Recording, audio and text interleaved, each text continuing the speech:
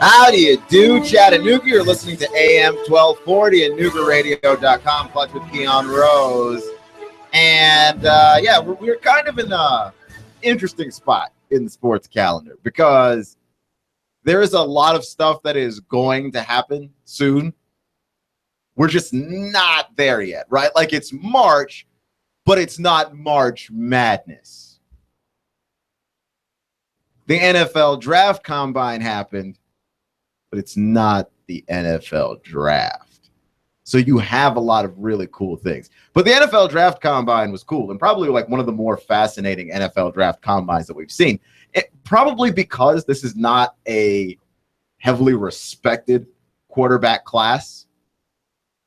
So all the other conversations get to be more interesting. Usually we just end up talking about the quarterbacks, whatever it is. Quarterbacks show up, it's about the quarterbacks. And we tend to not pay as close attention to everybody else because we expect it to be underwhelmed by the quarterbacks. You actually have to pay attention to everybody else. And everybody else is pretty brilliant from what I was able to see. A lot of wide receivers in this draft class. A lot of running backs. The defense is obviously where this draft is at, whether you're looking for secondary, in which case you will find a number of guys who are freakishly large and fast with ball skills that like you wouldn't believe. And then on the defensive line especially, right, we see a lot of things too. And then with the quarterbacks, even when we have the quarterbacks playing, a lot of the passes that were being made, you pay more attention to these quarterbacks because you know there's a diamond in here.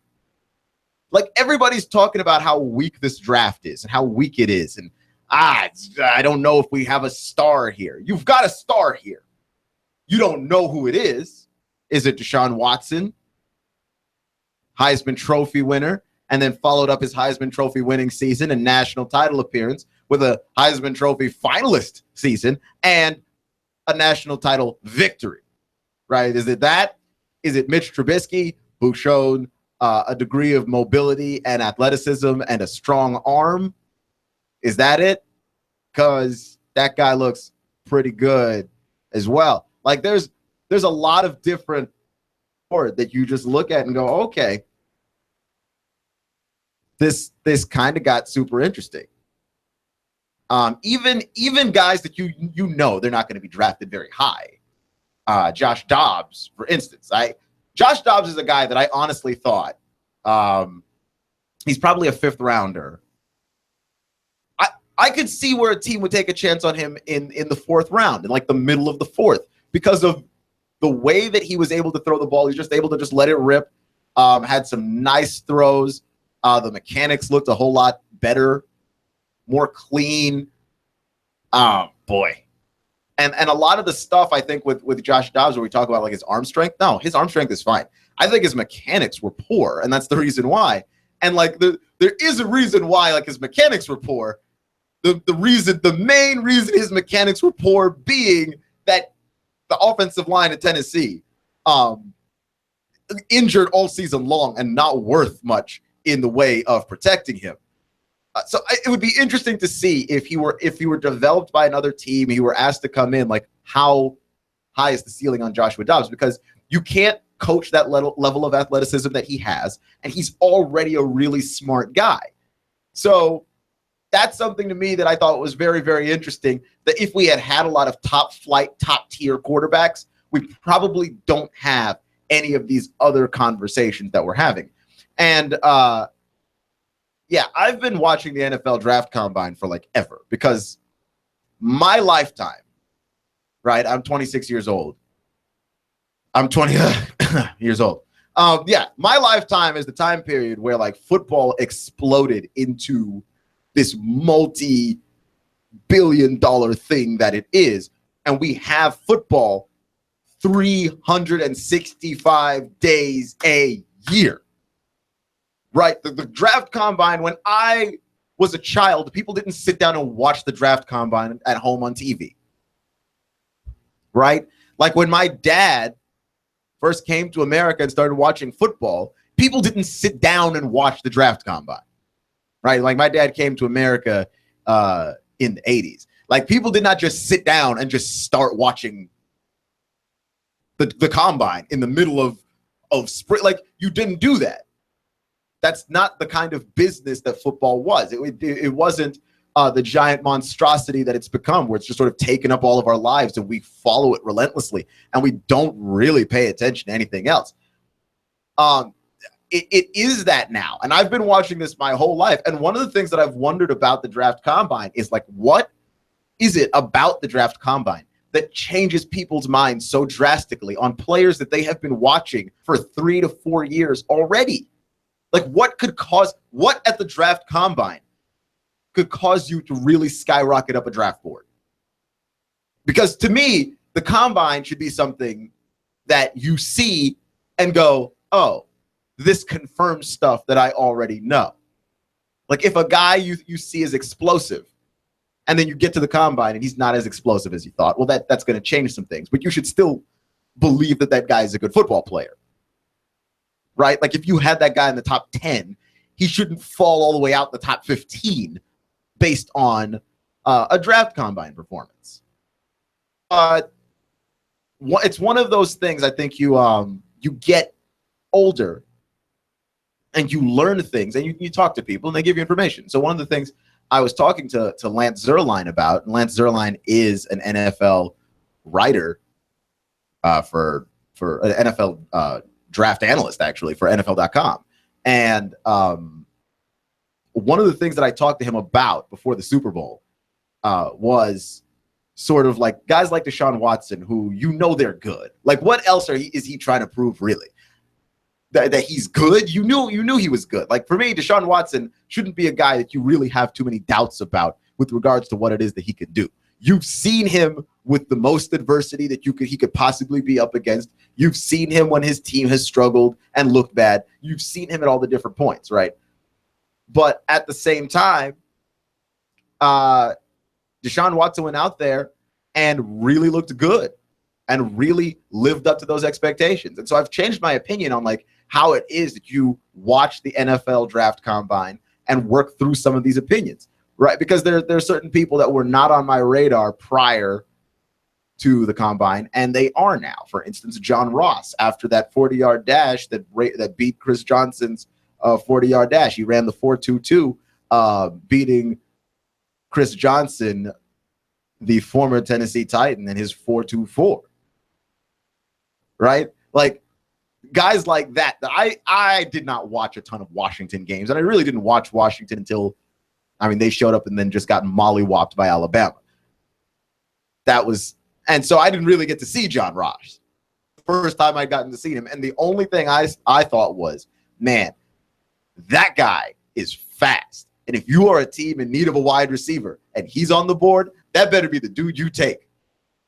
That better be the dude you take. That guy can fly. So I can see how this sort of affects this now. And I say this as a guy who's done a few mock drafts. I've never really had my opinion overly swayed by the NFL draft combine. But I was watching out for two guys because I really wanted to do a segment after the combine, and to talk about some SEC guys that really impressed me. So I was keeping an eye out for a lot of the SEC guys. Like I said, Josh Dobbs, Alvin Kamara is the guy I was keeping an eye out. Myles Garrett, Derek Barnett. I was trying to keep my eye out for everybody. And Derek Barnett and Myles Garrett were the two guys to me, because in terms of pass rushers in the SEC, those were the two elite guys. Like, obviously, you toss a guy like a Jonathan Allen into the mix as well. But in terms of the two guys playing very similar positions that everyone was trying to keep an eye out for the whole season, it ended up being Derek Barnett and Myles Garrett. And Myles Garrett and Derek Barnett. And throughout the entire college football season, I was under the impression that Myles Garrett was the better pass rusher. And I just with the eye test, and your eyes lie to you, which is why you always go back and watch and always go back and look at numbers and confirm and, like, try and make sure the data makes sense. Because throughout just the season, on the eye test alone, I thought Myles Garrett was the better pass rusher. And I watched the NFL combine. And did I see a more explosive athlete in Myles Garrett than Derek Barnett? Yes, I did. He's much more explosive, right? Like he had like a 42-inch high jump. The broad jump, he jumped off the field basically. The 40-yard dash was faster. He's a fast guy, right? Explosive athlete, which is what you want from that position. He is more explosive than Derek Barnett. But when I was watching Derek Barnett, and I was watching Derek Barnett do his drills, the way he was able to open up his hips, the way that he even ran, he looked like a more fluid athlete. He simply looked like a more fluid athlete. And I started thinking to myself, I think Derek Barnett is a better player than Myles Garrett. Like, if the Cleveland Browns draft Myles Garrett, I'm not saying they're going to be disappointed. I just think that Derek Barnett's going to turn out to be a better pro, because what ends up being highly important in the NFL, like, people talk about how high your ceiling can go, but like in the NFL, staying power is what matters. And when you look at Derek Barnett has better hands. He's got a higher motor, as they say. It's one of those cliches, but like, he really just goes and goes and goes until the quarterback is down. He's got a higher motor. He's stronger. He's got more power, right? We didn't get to see Derek Barnett in the bench press because he was also sick, which was another thing. He ran a 4.66 while being under the weather the day before. He could not hold down fluids. He was puking everywhere. So yeah, to have all of that, I look at Derek Barnett and go, okay, he's the more fluid, more polished athlete. Myles Garrett may be more explosive, but when I was watching Myles Garrett run his 40, which was faster than Barnett's 40, I couldn't get past how hideous it looked. It looked like he was limping. Am I wrong on that? It looked like he was limping. There was like a step and a hobble and a step and a hobble and a step and a hobble. And I was just watching it and I was like, what is wrong with Myles Garrett? Like, nothing. He's just not a very fluid athlete. That's it. That's all it is. Because he was doing the cone drills and that looked hideous. And all of his motions just look ugly and like wasted. And so, yeah, I understand that there's a certain level of he's playing football, man. This stuff doesn't have to look pretty.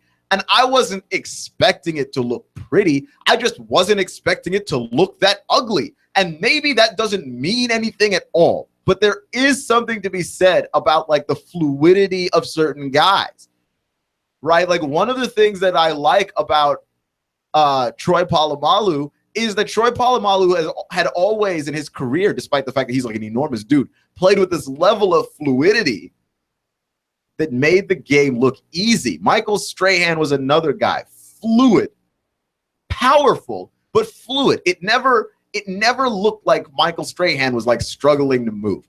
I was watching Myles Garrett in the NFL draft combine, and it felt like I was watching a dude that was struggling to move. And so, yeah, I feel like I've learned my lesson on the NFL draft combine, because I never expected my opinion to be shifted that far just watching dudes in spandex run around. But it did. It got shifted, and it got shifted a pretty large distance.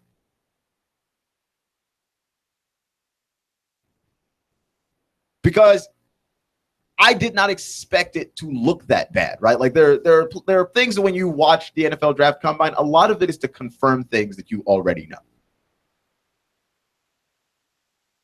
Deshaun Watson's fast. I'm just watching him run to see how fast. I want to put a number on his fast, but I know he's fast. This is not, up for debate.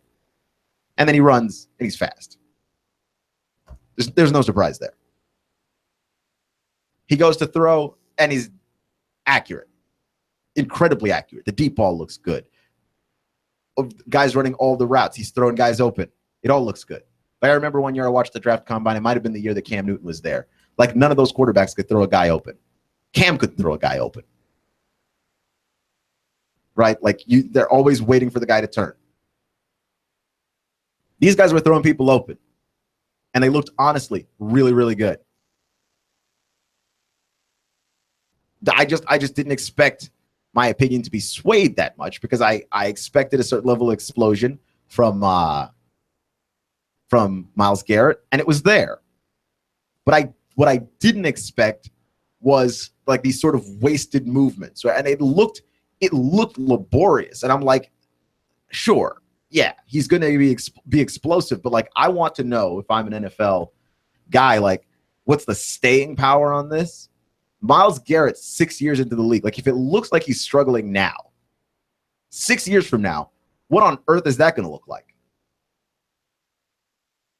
Right? And like, you can, and you're extrapolating all of these things. So yeah, that took a little bit off of the Myles Garrett hype train for me. And I think that Derek Barnett going to the NFL draft combine, despite being sick and performing the way that he did himself a lot of favors. And he looks very fluid. Again, like I said, like, I know it's something that you more want to see from defensive backs and safeties and the like, but I want to see it from linemen too. Like, there's a certain level of, I have weight, but I can carry it well. I think Derek Barnett did come in a little bit light as well, but part of that had to do, I imagine, with the intense bouts of vomiting that happened, right? Pledge with Keon Rose on AM 1240 and Noogaradio.com. We're talking about the NFL Draft Combine. If I had to go right now, if I had to pick right now, I take Derek Barnett over Myles Garrett. If I'm looking at those two guys at that position, because Derek Barnett seems to be a more powerful, smooth-moving athlete that's more skilled as well. And yeah, you can look at a guy's ceiling and go, this is how good this guy can be. But if that guy ever does reach his ceiling, and that's an if, like, when you start talking about ceilings, you do start talking about hypotheticals. Like, how good could this guy really be? Right? Like Deshaun Kaiser is a guy, when you put him up against Deshaun Watson, Kaiser has more physical tools that will probably allow him to go farther than Deshaun Watson. But Deshaun Watson is more polished right now. And we see it all the time in economics. We see it all the time in business. A tiny advantage, an initial advantage, becomes a gigantic advantage over time. And the fact that Deshaun Watson is more polished right now is an advantage that will only grow over time. If Deshaun Watson gets drafted to the Browns, I'm not as worried that his career is over as if Deshaun Kaiser gets drafted to the Browns. I feel like Deshaun Kaiser he's got the quote unquote higher ceiling, but that's a potential. And potential can be ruined. Potential can be deferred. Potential can be cast aside. Right? When someone graduates from high school and they're valedictorian of their high school, they've got a lot of potential. That doesn't mean that they're a slam dunk to be a lawyer or an accountant or a doctor. That means that they have potential, and potential can be wasted. You can waste your potential by being lazy or by falling into drugs or by not hanging out with the right people. Like, you can waste potential.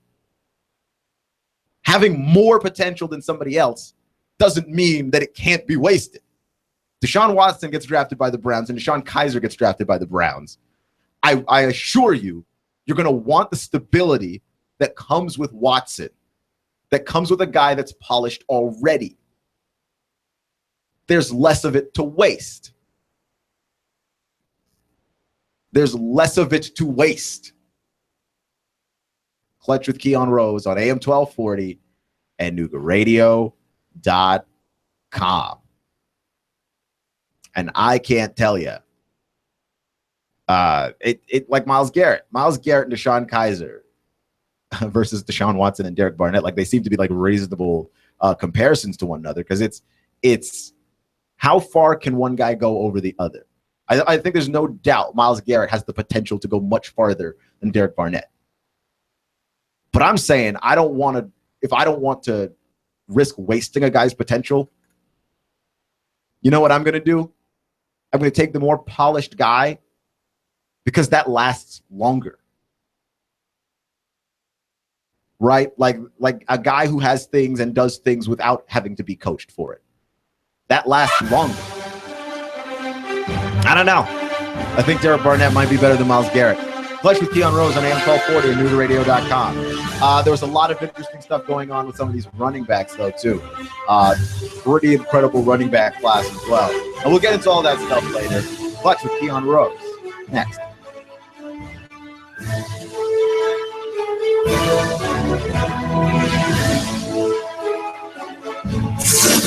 You give us 12 minutes and 40 seconds, we'll give you Chattanooga and the world. News Talk 1240. AM 1240 Nooga Radio News. Russell Stroud reporting.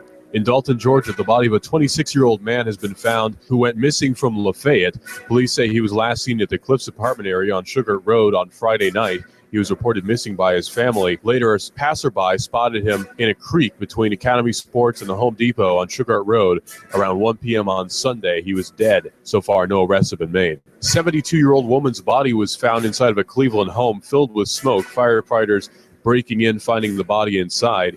She's believed to have died of smoke inhalation. Poultry is a major part of Tennessee's economy, and a virus deadly to poultry has been detected in Tennessee. HPAI, which is not deadly to humans, has been found at a flock in Lincoln County. The state veterinarian's office is investigating. And some good news, the gas prices in Chattanooga are actually lower than the national average by about 8 cents. If it's going on in the Tennessee Valley, it's going on Nooga Radio News. Make sure you like us on Facebook and get us on TuneIn. Expect cloudy and mild weather out there through your nighttime hours. Could see a late shower. Lows only near 55. Now for your Tuesday, a wet day with showers and thunderstorms marching in from the west. Highs lower 60s. For the midweek, though, more sunshine. Pleasant highs 68 to 70. Did you know that you could purchase a home now with little or nothing down? Find your dream home in McBriar Realty. Call McBriar Realty at 706-657-2353 or McBriarRealty.com. And I'm Gene 12, Chief Meteorologist, Patrick Core. On AM 1240, Hot News Talk Radio. Leadership can't be bought. Leadership is earned. Former Chattanooga Councilman David Crockett has earned the right to lead Chattanooga. David Crockett has the most successful record for getting things done of the 4 candidates running for mayor. David Crockett is mature, responsible, ethical, and has a vision for Chattanooga's future. Vote David Crockett for mayor on Tuesday, March 7th. Now is the time for true leadership. I'm David Crockett, and I approve this message. Now's the time, Chattanooga. Intelligent man is because I take 2 shots of Mind Enhancement Complex every day. Nature's Finest keeps me stocked with my mainstay, Formula 4. That's where I start. Formula 4. Industrial farming, soil depletion, mineral empty foods. I just say no. Ask about supplements, health, stamina, circulation, heart, prostate under control. Get the Nooga Radio David Tulis freebie. Save $2 on every 5. 20% off. Nooga Radio, the highway, nature's finest. The American dream. Home ownership. Are you building equity for your landlord? Why not build that equity for yourself and your family? Rent No More is a no obligation, no cost program. It's designed to teach you the steps necessary and to coach you all along the path to home ownership. Integrity Mortgage Group is owned and operated by local expert Jeff Woody Woodburn. Jeff has been in the mortgage business for over 15 years. Born and raised right here in the Chattanooga area. Jeff is also known as the Lone Ranger. He's helped countless hundreds. Really eager to help you too. So don't wait. Come on, call Danielle right now. You need to reserve your spot for this exciting, informative event. Space is limited, so call now to reserve yours. It's free. 423-517-8004. 423-517-8004. Call 423-517-8004. Hey, Nooga Radio is proud to partner with Integrity Mortgage Group to bring you Rent No More. Reserve your spot for this exciting, informative event. Space is limited, so call now to reserve yours. It's free. 423-517-8004. 423-517-8004. Call 423-517-8004. Stop building equity for your landlord. Live the American dream. Home ownership with Rent No More. We'll see you there.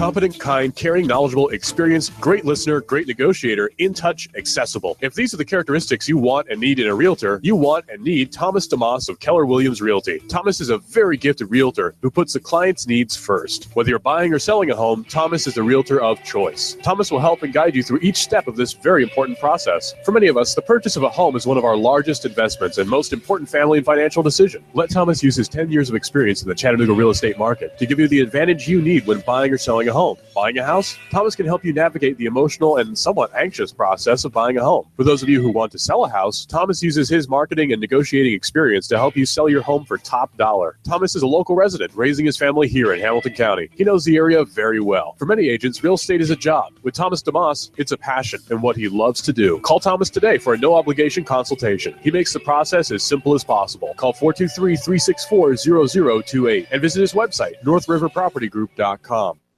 There's a reason why Alliance Physical Therapy is a choice of professionals and those who care about first-class, top-notch service and treatment. Because at Alliance Physical Therapy of Chattanooga, we don't just treat the symptoms in your body. Whether you're suffering from stiffness, muscle spasms, back pain, chronic headaches every day, stress of life demanding more and more of you, Alliance Physical Therapy takes a holistic approach to healing, mind, body, and soul. Alliance Physical Therapy with a location near you and 9 others in the Chattanooga area. If you don't have a doctor or if your physician's plan for chronic pain is not working, Alliance Physical Therapy will help. Visit Alliance Physical Therapy on the web at nopainpt.com. That's nopainpt.com. Alliance Physical Therapy.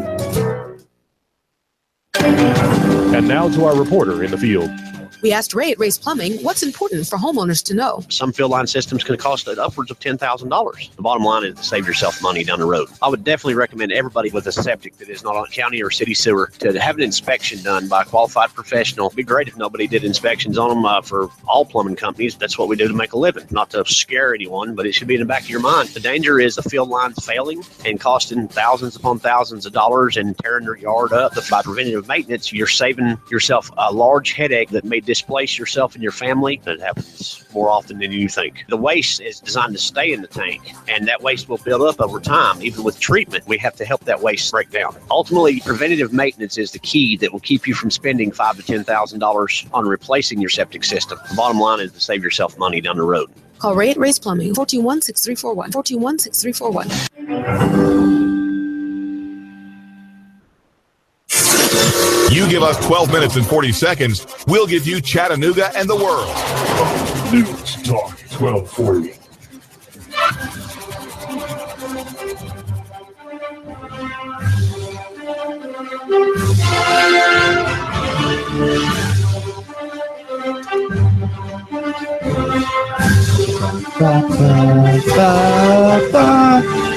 This is Keon Rose on AM 1240 at NoogARadio.com. And yeah, I was rambling last segment. Failed to look down at my notes to read the one important stat that really would have nailed my point, which is Derek Barnett and Myles Garrett in the SEC. Both of them put up pretty high sack numbers, but when you look at the guys that were doing it against SEC competition, which means not necessarily all the other no-name schools that Alabama or that Texas A&M could typically smoke, but the other SEC schools. And Myles Garrett only had 13 sacks against SEC competition, which is a little bit worrying, right? Meanwhile, Derek Barnett, he's 33 sacks in his entire career, 1 sack ahead of the great Reggie White, and 28 of those 33 sacks came against SEC competition, which to me just sort of speaks to their playing styles, right? Like when you are an explosive athlete and you're playing against the Little Sisters of the Poor, that you should dominate them. They're not anywhere near as explosive as you, but you're playing against other SEC schools. I'm not trying to say that Myles Garrett's going to be a bust because I don't know. And by all accounts, a better NFL draft combine than even a Jadeveon Clowney. So I'm not trying to somehow put the dampers on the guy because I don't know. And I'm not going to sit here and act like I'm the soothsayer and I know whose career is going to go up or down. I'm just saying. He's not as polished as Derek Barnett, and throughout their time in college has never been as polished as Derek Barnett. More explosive? Yeah. Probably more lethal in the college game. Like if you just had one snap and had to find a guy to get to the quarterback, boy, wouldn't Myles Garrett probably be it? Yeah, okay, I'll hand you that one too. But if you're talking about guy that's more polished, has always been more polished, when they enter the NFL will be more polished, I'm going to take Derek Barnett over Myles Garrett simply because he has always shown it. Right? And also I like motor guys. Whenever that cliche gets tossed out there, that makes my heart incredibly happy when it's describing a person. Because what that tells me is you see the guy in a play, he's always moving, he never stops. Sure, maybe there's some more illustrious, creative way that you could describe that, but cliches tend to be cliches for a reason. And Derek Barnett never really does stop until the quarterback gets caught or the ball gets out. That's it. This is the only thing that stops him. The play ending. Doesn't take plays off, which that scares me when I hear that from a guy. Guy takes plays off. Derek Barnett doesn't take plays off. And adding to that reputation of doesn't take plays off, showing up to the NFL draft combine when you are sick does you a lot of favors. So I'm talking about the NFL draft combine. It's AM 1240 and NoogaRadio.com. You're listening to Clutch with Keon Rose. I'm Keon Rose. And this is what I'm talking about. The quarterbacks not necessarily being like this massively elite class of quarterbacks that have given us this sort of consensus number one overall pick. Sort of like the draft that gave us Elway and Marino. Like that draft was loaded with quarterbacks. Loaded. This draft feels somehow bereft of quarterback talent, which is interesting when you consider the guys that you have here. You have a guy that physically looks the part in DeShone Kizer, mentally looks the part in DeShone Kizer, and at the same time, he has experience. He's played against high-level competition. You've got a guy that's a national champion in Deshaun Watson, a guy who has basically won at a lot of levels, beat Nick Saban once, nearly beat him another time. You've got a guy he's got the storyline of just sort of what is the upside of him. That would be Mitchell, don't call me Mitch Trubisky. Mitch Trubisky is a guy that's just sort of he's got the strong arm, he's got the mobility, but he's got the small sample size. He's only played 13 games. Like, how good is Mitch Trubisky really? We have no idea. Patrick Mahomes II is another guy where you see a lot of the talent there, but you're just not sure how good he is. And Davis Webb is a guy that I don't necessarily trust because he played at Cal. And when I see Cal in its current form produce a quarterback that is worth a lick, then I'll let you know how I feel about Davis Webb, because I felt very strongly in the positive direction of Jared Goff last year. And I was so disappointed when I finally got to sit down and watch Jared Goff play football that I'm not really in the department of being betrayed. That's not really my department. I don't like to be wrong, and I usually just make the sort of large sweeping judgment that needs to be made so that I am not wrong a second time, right? I don't trust Kansas in the NCAA tournament, for instance, because one of the earlier brackets that I filled out in my life that I remember, I had Kansas winning my national championship. If you recall, this would be 2005. And they lost in the first round, I believe, to the Bucknell Bison. Where is Bucknell? I don't know. Who was even on that team? I have no idea. I don't know anything else about Bucknell except that they beat Kansas in 2005 and ruined my whole bracket. And I've never trusted Kansas in an NCAA tournament since. And I don't care if Kansas wins a national title this year, next year, last year. Doesn't matter to me. No, doesn't matter to me one bit. By the way, I think Bill Self is a hell of a coach. Doesn't matter to me one bit. I will never have Kansas winning my national championship in my bracket. Ever, ever, ever. Again, I can't trust him now. Can't trust. And I don't trust Cal in its current form to produce a quarterback that I like. Because I liked Jared Goff, and then I watched that man play in the NFL, and that man can't play in the NFL. That's a bad idea. It's a bad look. Like, we should already be cutting the cord on Jared Goff. Like, we can't get better from this. I'd love to be wrong about that ultimately, but I don't think that I am. Like, you really can't get much better than where we were at with that guy. When you can't make sideline throws, I have a problem with you. That is a huge part of the NFL game. So to me, I'm watching Davis Webb, and of course, there's a good chance that Davis Webb is a different quarterback from Jared Goff. But you're playing in this same pass-heavy system. Your stats are going to look bigger. And Davis Webb, that is one of the things with him, is that he's got all of the numbers that you want. I just don't trust him. Because I don't trust Cal quarterbacks. But this quarterback conversation has gotten super interesting. Because, like, you don't have a bunch of elite guys. So the two people who make mock drafts, that everybody, we trust them, right? Mel Kiper and Mike Mayock. Mike Mayock is over at the NFL Network. Mel Kiper is over at the Four Letter Network. And then Todd McShay also makes pretty strong and very influential mock drafts. And nobody can sort of agree on who the de facto best quarterback in this draft is. And I think that this probably is the truth of this NFL draft combine and this NFL quarterback class.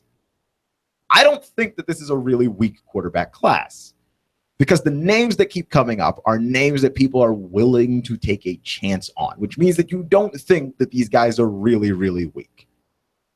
What it tells me is that this is the most confusing quarterback class we've had in a while. Not that they're necessarily weak, but that they're confusing. That everybody has a lot of strengths. But what we want to know is about those weaknesses. What about those weaknesses? And we don't know how deep the weaknesses are. Mitch Trubisky has not spent a lot of time under center.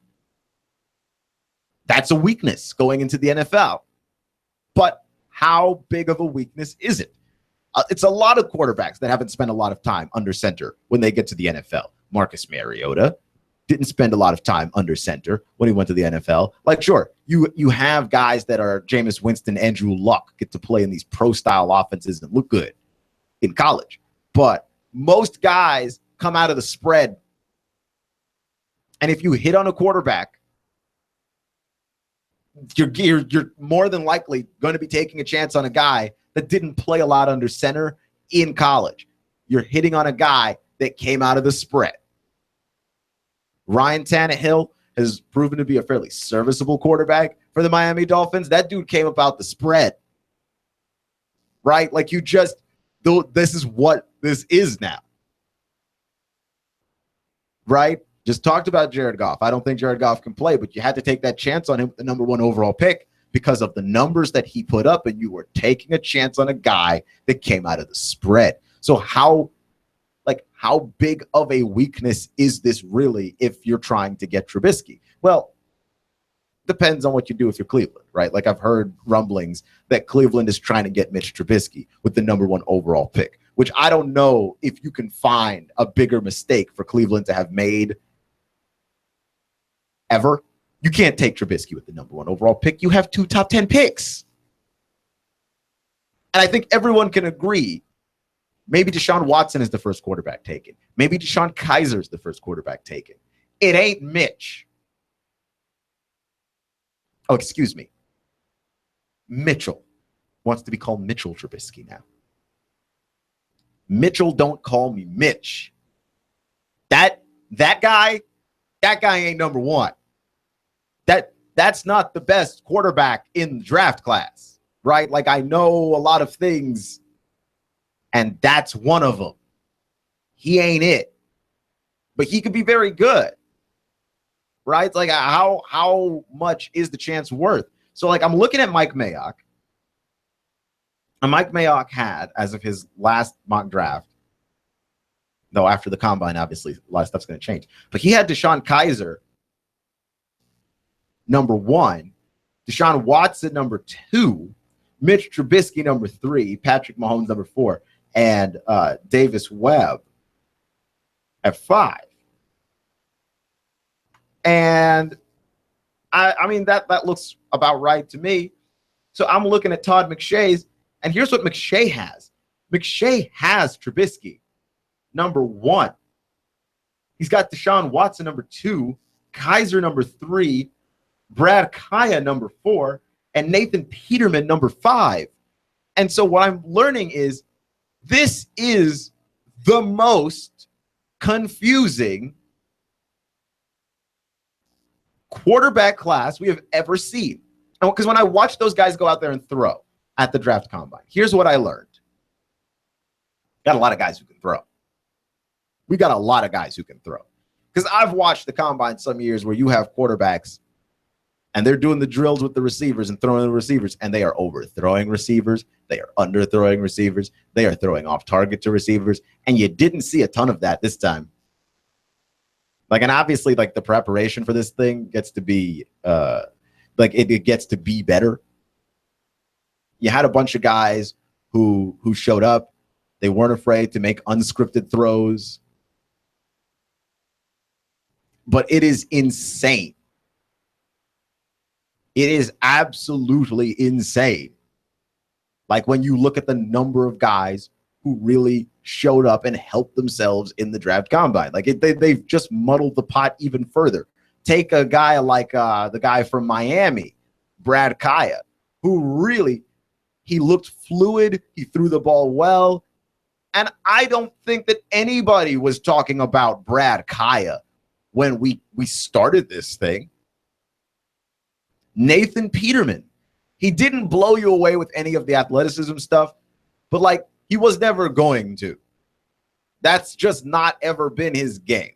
That guy is traditional, pure pocket passer if there ever was one in this whole draft. He can't move a lick. It's like he's got cinder blocks tied to his feet. He can't go anywhere. So the dude kind of has to throw. And what he did was excel at the one thing that you knew he was going to do.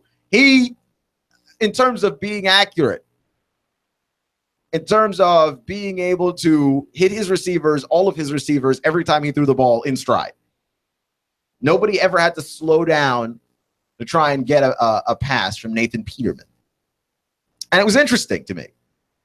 Like, you've got some guys that nobody was talking about. Nobody was talking about Nathan Peterman. Nobody was talking about Brad Kaya. And yet that's exactly where we went. We were talking about all these guys after the NFL draft combine, right? Like, people were sort of talking about Patrick Mahomes. I heard Davis Webb's name come up before, and we talked about me not trusting him before. Yeah. So it's not like that's new. But we just have a bunch of guys muddling the water, and they're very talented at very specific things. Some guys in college, like Davis Webb and Patrick Mahomes, had the numbers. Some guys have got a nice resume. Deshaun Watson has a nice resume. Some guys have athletic ability and a high ceiling. Trubisky, Kaiser. And so, like, everybody's excelling somewhere, but what you want to know is, does the excellence, does the excelling, does that make up for some of the weaknesses that these guys may have, and how bad are some of these weaknesses? Because I think we have a quarterback class here where we might actually find a handful of really good quarterbacks. That's also a possibility from this draft class. not one that anybody's talking about because the draft class is so confusing that I think we've just sort of written it off as, well, it's bad. Right? Like when things are confusing, we just don't want to deal with it. The reason why people don't ever set up for their retirement the way that they're supposed to, or the reason why people tend not to deal with debt like they're supposed to, is it can be very confusing. And rather than figuring it out, we just sort of write it off as, well, that's bad. I don't want to deal with all of that. And you just sort of write it off and throw it off to the side. And I'm saying don't write off this quarterback class and throw it off to the side. It's not going to be remembered as one of the great quarterback draft classes. But I wouldn't be surprised if we get one or two solid NFL starters from this draft class. And when you consider how hard it is to hit on quarterbacks in the NFL and to find a guy that fits your system and can last in it and you can win with in it, when you consider all of that stuff, this gets to be one of those very interesting draft classes. Right? Because I don't know when we saw what draft class was it with Matt Ryan and Joe Flacco? I think that was the 2009. I want to say it's 2009 or 2010 quarterback draft class that had Flacco and Matt Ryan in it. And a lot of people said that that was a weak quarterback draft class as well, because like a couple of the names that people were batting about were like Matt Ryan from Boston College, which at the time sounded ridiculous, and Joe Flacco from Delaware, which at the time sounded ridiculous. And both of those guys as rookies led their team to the NFL playoffs. And both of them have now been to the Super Bowl. Flacco won. I'm just saying, you look back on some of these draft classes and then these names that you thought, well, it's kind of ridiculous to think that like anybody would think that this draft class was great. It may not wind up being one of the all-time greats, but it could be very, very good. And I think very, very good is one of those things that when you look back in retrospect, you realize actually this was deeper and better than what we thought. Now, I don't have any doubt about these defensive players. Like this defensive draft class is insane. And the depth of value that you can find at wide receiver and running back as well is fairly ridiculous. So I will be talking about that in a little bit. Some of the wide receivers and some of the running backs that impressed me the most. There's some guys there that if you're a Titans fan, you're not going to want to pass on this. Especially you've got a young guy, a Marcus Mariota. You might need a wide receiver. Give the man a weapon. Give him a toy to throw to. Come on, like it can't be every game his number one target is Delaney Walker. Can we get Marcus Mariota a wideout? Should. But it's Keon Rose on N1240 and NoogaRadio.com.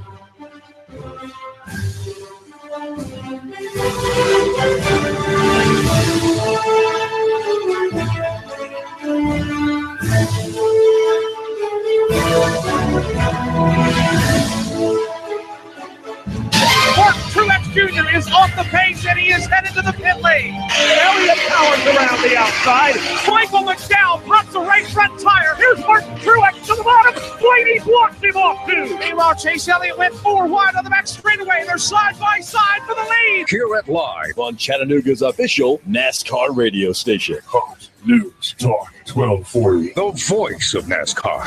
Shane Wilson makes music to get your house sold. Get traffic to your house. Get calls. Strum up a bit of demand. One offer, just one. If it's right, it's all you need. We riff you through the usual tedium. Pre-qualified? Financing? We help you get it all together. $. Here's a simple we like. Shane Wilson with RE/MAX Select Realty. Your real estate rock star. PickShane.com. 635-7779. What kind of name is Herb Garanzi? Anyway, Herb builds storage sheds. He's an Apison, you can call it. His sheds are cheaper than other people's. And the surprise is, when you go and look at them online or in person, they're sturdier than the other guys. Local economy at its best. Not shipped in from a factory in Minnesota or somewhere. Herb delivers. He'll set it up for free. Up to 12 by 24, starting at $900. Blue, green, yellow, you name it. Pick a metal or shingle roof, and metal corners are standard. Make a Herb's Yard Barn bump resistant. The skids underneath, not 4x4, but 4x6, 6x6. On top of that, inside, extra beams for sturdier construction. Apison 503-3741. Apison 503-3741. On the keyboard, herbsyardbarns.com. herbsyardbarns.com. Cash, cash, cash, and more cash. Rick Davis has the cash when you sell gold, silver, diamonds, rings, and jewelry. Sell Rick your precious metals today and lock in your price. Hey, Rick Davis will trade your cash for shiny, brilliant, and heavy gold. Gold cheaper now by $100 an ounce. Join the Rick Davis Silver Bonanza too. Prices so low, the Lone Ranger is bound to gallop in, Kimosabe. Hey-ho, silver, away! The markets are changing, so buy now. Cash, cash, cash, and more cash for your silver and gold, gold, gold. Rick Davis, 5301 Brainerd Road. That's 5301 Brainerd Road. Rick Davis Gold and Diamonds. Oh, and cash, cash, cash. You know where it is. Hey-ho, silver, away! Final expenses, funeral cost, cemetery lots, unpaid medical bills, probate cost, debts. Debts are due and payable upon death of debtor. Will these costs produce a burden and hardship on your loved ones? Who will be responsible? How will they handle them? These costs can total many thousands of dollars, only compounded greater with the grief of losing a family member. A safe and secure way to provide for these costs is with an affordable life insurance from Covenant Group Insurance and Financial Services. Covenant Group is a local company with local agents. Covenant Group still makes house calls. Covenant Group only represents A-rated companies. With many options to offer, Covenant Group can accommodate almost any budget. Great discounts for good health and plans available for impaired risk. Call today for a free, no-obligation consultation in the convenience of your home. Call Steve or Jada at 423-855-8484. Call today, 423-855-8484.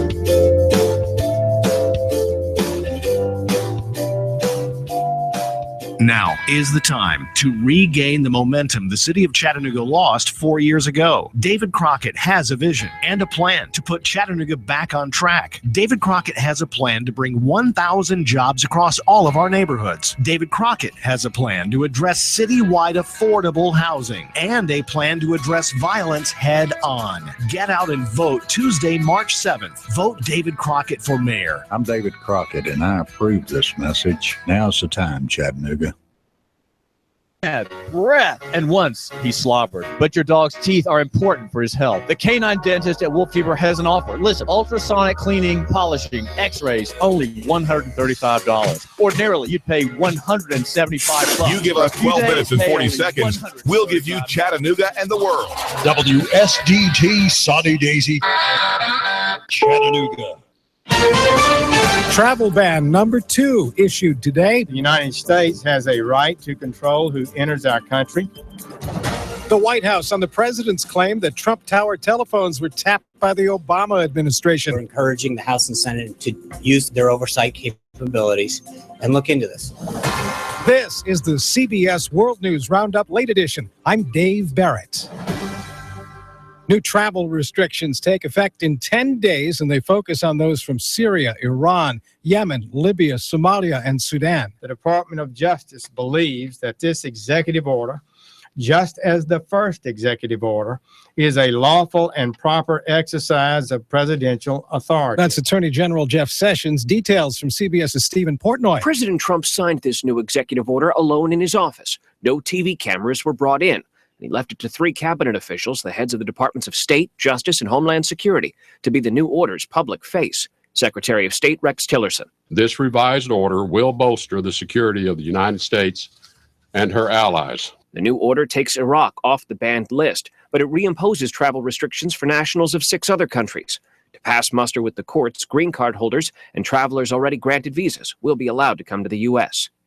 Stephen Portnoy, CBS News, the White House. In Washington State, Bob Ferguson is the state attorney general. The president has capitulated on numerous key provisions that we contested in court. The state of Washington sued after the original travel ban was imposed, and this new executive order does remove provisions such as bans on visa holders, green card holders, and those with dual citizenship. But in Chicago, Nihad Awad with the Council on American Islamic Relations is less than impressed with his executive order. The choice of these countries is arbitrary. The only thing they have in common is that they have Muslim majority populations. Repealing Obamacare. We're getting some substance now from House Republicans who could have committee votes starting the day after tomorrow. CBS's Allison Keyes with some of what's being proposed. The House plan would repeal the law's fines on people who don't buy health insurance. Plus, instead of income-based insurance premium subsidies, there would be age-based tax credits. Those would phase out for people that earn more money. The legislation would also freeze new enrollment into Obamacare's Medicaid expansion and grandfather in current enrollees. Now, the president's claim that the former administration tapped phones at Trump Tower during the campaign. Allegations came over the weekend. Today, Trump's senior advisor, Kellyanne Conway. The president, based on his information and belief, has said that we were surveilled. Spokesman for the former president says neither President Obama nor any White House official ever ordered surveillance. Today, Trump spokesman Sean Spicer told reporters he wants Congress to look into this. He would ask that they additionally look into this issue of leaks of classified and other information coming from the government. Wall Street Dow down 51. Now this.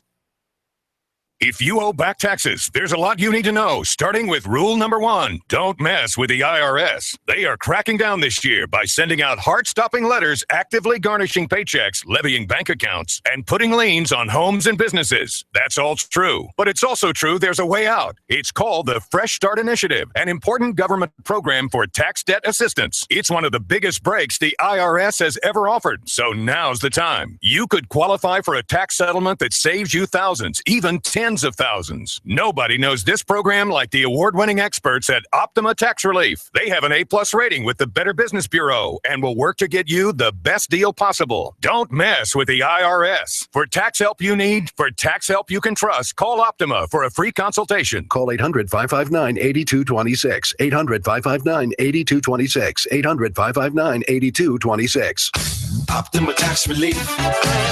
Some restrictions apply. For complete details, please visit OptimaTaxRelief.com. Gavin Grimm, transgender high school senior in Virginia, sued to use a boy's bathroom. He was born a girl, identifies as a male. The Supreme Court's ruled that lower courts will have to take up Grimm's case. Keep your head up. There are people like the ACLU fighting for you every single day, absolutely tirelessly, and this will continue to happen until you are safe in your school. Senior legal analyst Andrew Cohen. So now there will be a new round of briefing and a new oral argument, and then months before a decision, and then perhaps an appeal to the full Fourth Circuit, and then perhaps an appeal back to the justices in Washington. And in the meantime, very little national clarity on the issue of transgender rights for students. An outbreak in Tennessee could affect poultry production. Here's Jim Crisula. More than 70,000 chickens have been destroyed at a southeastern Tennessee farm because of a bird flu outbreak. 30 other farms within 6 miles have been quarantined. You're listening to the CBS Choose Exit World Realty News Scenic Roundup. City. Need to sell your house? Want to buy You give another us house? 12 minutes and 40 seconds, we'll give you Chattanooga and the world. News Talk 1240. Here's what advertisers are saying about AM 1240. HotNewsTalkRadio.com. Radio station, they really care. They're always calling me probably once a week, checking on me, seeing how things going, see if they want to change any of the ads or do anything different, seeing what my needs are. I've gotten business off the ads that you do for me, and seems to be working well at this point. Prices were very fair. Areas in this town that we aren't able to get other ways, your radio station is able to help us out, and I really appreciate that. We've been very pleased with the services we've got. It seems like everybody over there cares about what they're going to do, how it's going to work for us on this end. And we've been very impressed with the creativity of the ads that we've heard. And they always seem to be right on point, even without us having to come up with what's going to be said. I've been doing business with News Talk Radio for quite some time. It's the best place and the best value you can get for your advertisement. The commercials are great. They're very professional. I was actually blown away. The commercial that they put together was awesome. It was way fun far above all the other radio stations we've dealt with. The best we've had yet, guarantee you, by far. AM 1240 HotNewsTalkRadio.com gets results. Let us get results for your business. For no obligation free consultation, call General Sales Manager Steve Johnson. Call 423-240-5459. That's 240-5459. Or you can always email Steve at NoogaRadioSteve@gmail.com. That's NoogaRadioSteve@gmail.com. AM 1240 Hot News Talk Radio. We get results.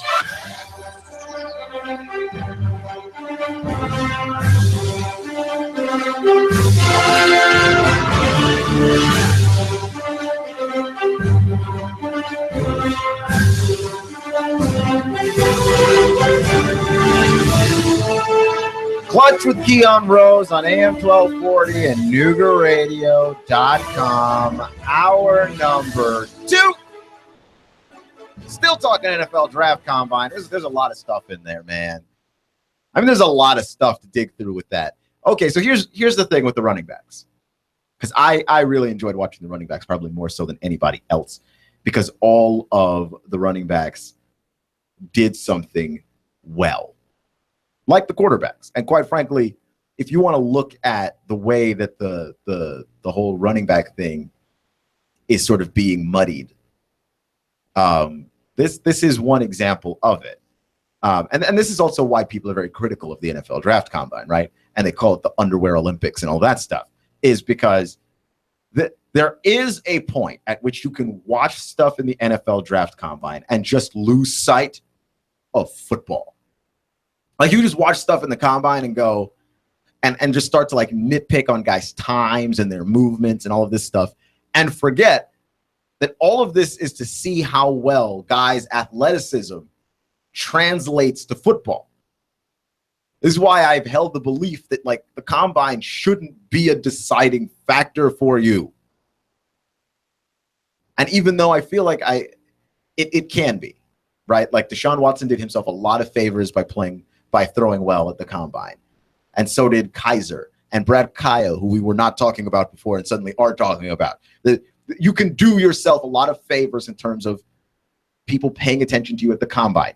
Dak Prescott didn't turn a lot of heads at the Combine necessarily, but he put up good numbers, and then he interviewed really well, right? Giving yourself more opportunities to be exposed to general managers, doing good things, doing the right thing. That could never be something that's understated. But when you look at the Draft Combine, it does get to a point where the level of scrutiny leads you away from paying attention to football things.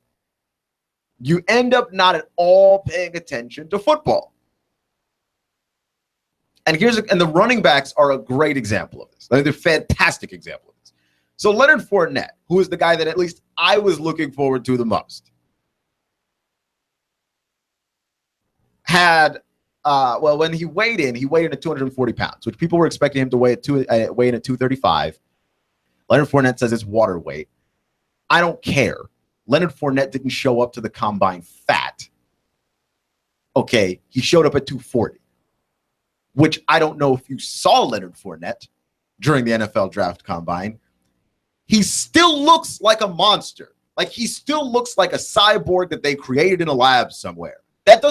He didn't show up fat, but people are nitpicking the 5 pounds. Like, you're starting to lose sight of football at that point. You're in a different realm. Like, you're just in a different place. The 5 pounds there, could that potentially make a difference?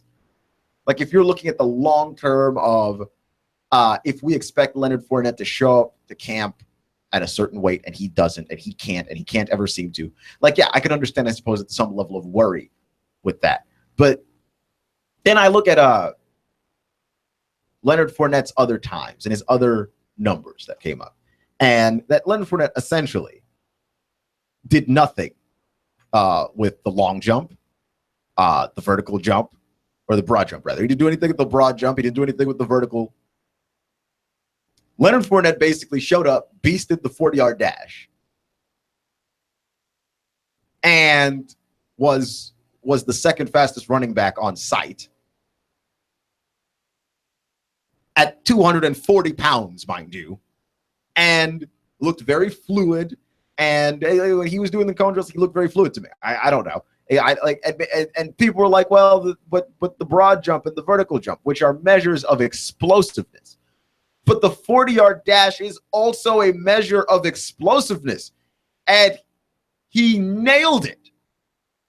And at what point do we pay more attention to a running back running than anything else that he does? Right? Like, he did a pretty good job as a pass catcher. He wasn't like phenomenal. That's Christian McCaffrey. Christian McCaffrey was phenomenal as a pass catcher, which we expected, but man, did he look good. But no, that Leonard Fournette looked all right. And he's a very good running back. How do I know this? He's very fast when he's running. And like, why is it that that's something that we just have to overcomplicate?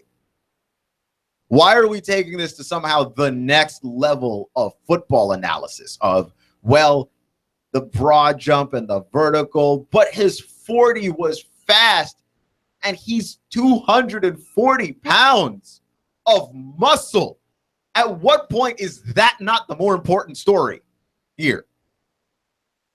Like, you're just overthinking yourself. You are outthinking yourself into areas beyond football. That's where you've gone with this. You've thought yourself beyond football. And at that point, then you start to lose, which is something that can happen very much in real life. Stuff is obvious. When do you make your biggest mistakes? When you overthink something. And people are overthinking this Leonard Fournette thing, man. He ran fast, and he's a running back. That's what I thought was the goal, ultimately. I don't understand. I thought that was the goal, right? And then when he was doing the cone drills, what else did we see? We saw a guy that can cut. We saw a guy that can stop on a dime, despite the fact that he's 240 pounds. Yeah, Leonard Fournette pretty much achieved the goal of running back.